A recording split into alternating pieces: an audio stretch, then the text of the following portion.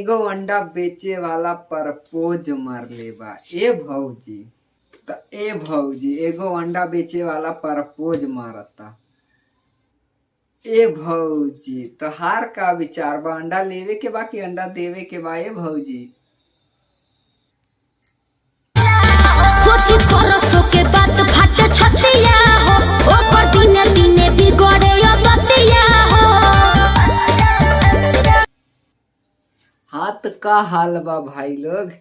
आज हम फिर उसी भोजपुरी दुनिया में बात करने वाले हैं, उसी वीडियो के ऊपर जो इस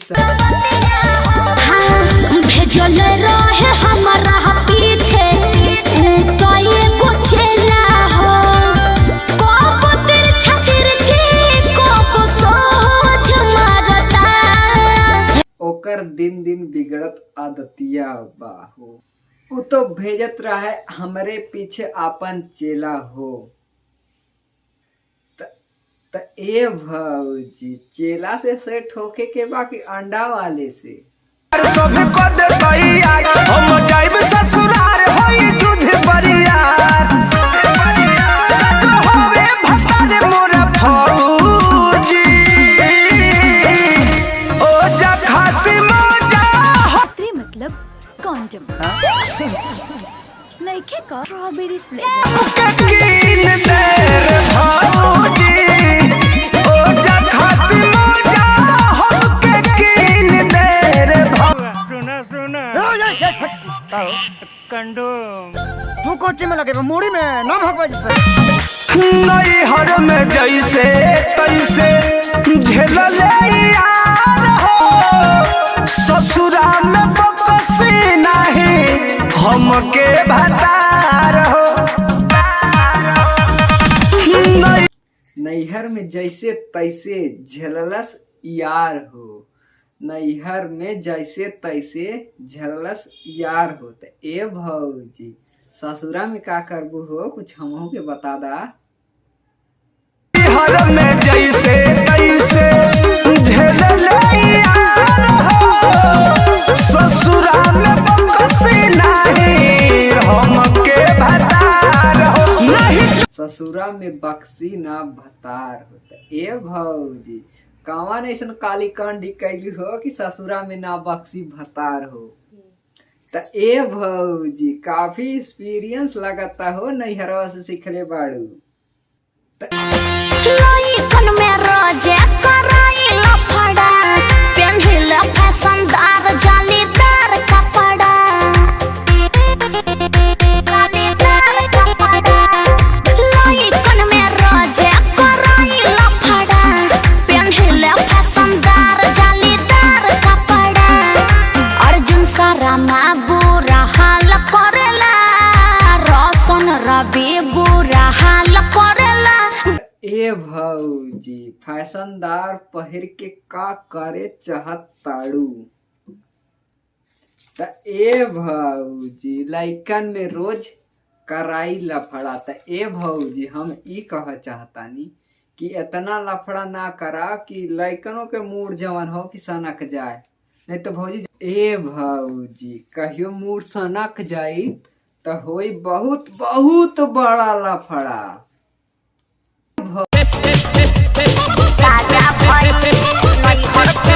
भौजी काथी चीज ताजा भइल हो?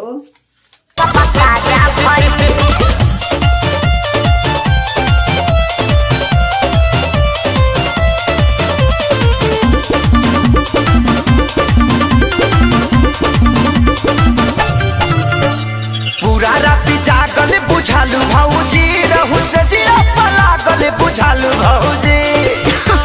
जे समझा बोला पूरा राति जागल बुझालू भौजी, रहू से जिया पलागल बुझालू भौजी। जब देह तोहर भैया के पाजा गइल, जब देह तोहर भैया के पाजा गइल।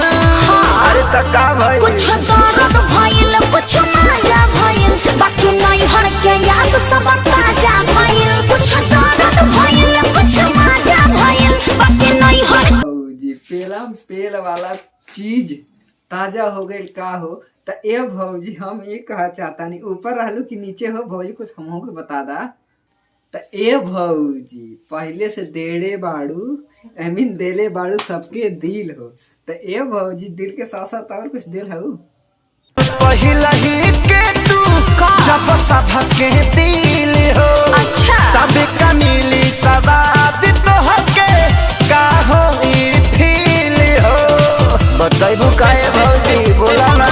अब सुना जे तने ये जनावा पुराना हो खेला बात बुझाव तने तूफान हो खेला। काका चेक बंद करके दरवाजा भइल। अरे तो एक है सारी भैया आपके का महसूस होता कुछ हमो के या कुछ भौजी के एक्सपीरियंस करके बतावा। ए भौजी केतना इंजन पुरान होखेला उतने तगड़ा स्पीड पकड़ेला यानी पुरान। बोला ना कुछ दर्द भइल कुछ मजा भइल बाकी नहीं हर के। तो ए भौजी इंजन स्पीड पकड़ेला तो स्पीड के साथ साथ तनकी हवा चल जाई ने तो तूफानों बड़ा तेज उठावा रहे। ए भौजी तो ए भौजी पता चलल बा माल चलल बाड़ू तू पहिले के खिलाड़ी हो। गाड़ी एक्सीडेंटल पवले सच कुंदन खेसारी हो। पता चल गए भौजी जवान बुझत के अब्बा बुझा बात तोहार मरजी बात साफ बतियाइल।